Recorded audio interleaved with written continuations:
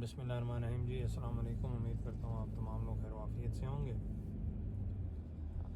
اب بات یہ ہے کہ دیکھیں جی، میں یہ تو نہیں کہتا کہ امریکہ اور یورپ اور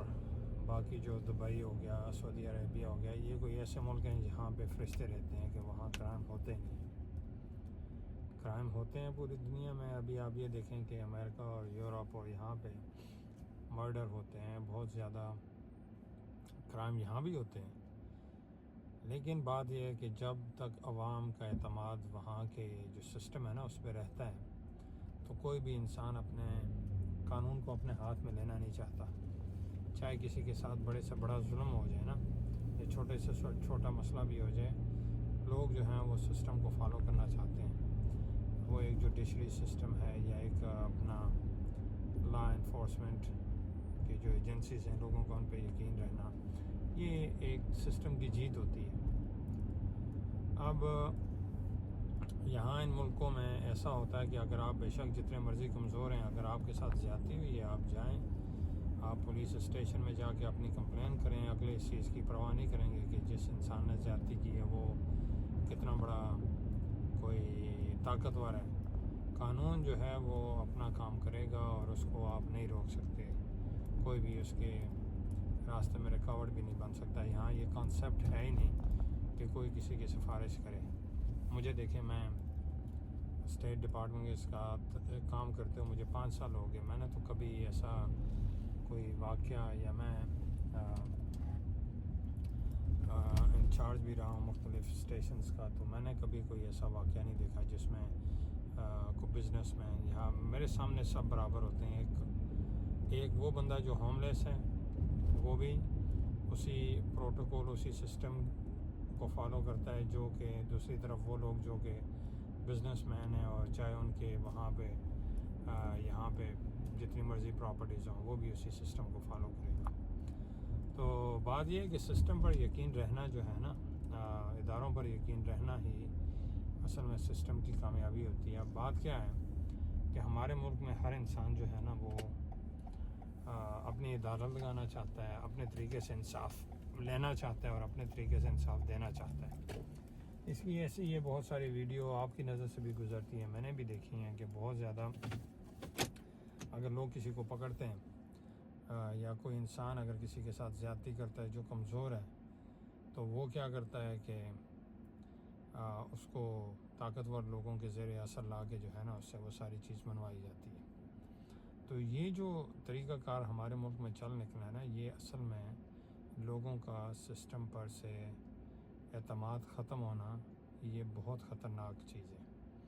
تو اسی لیے میں نے دیکھا ہے کہ مختلف جگہوں پہ جو پولیس آفیسرز ہیں، انہوں نے کھلی کچہری اور مختلف اداروں نے یہ جو سسٹم شروع کیا ہے، یہ بہت اچھا سسٹم ہے، اس کو چلتے رہنا چاہیے تاکہ لوگوں کا جو اعتماد ہے وہ دوبارہ اپنے اداروں پر بحال ہو، بجائے ایک دوسرے کے ساتھ اپنی مرضی کا انصاف لوگ کرنے کے لیے باہر نکلیں،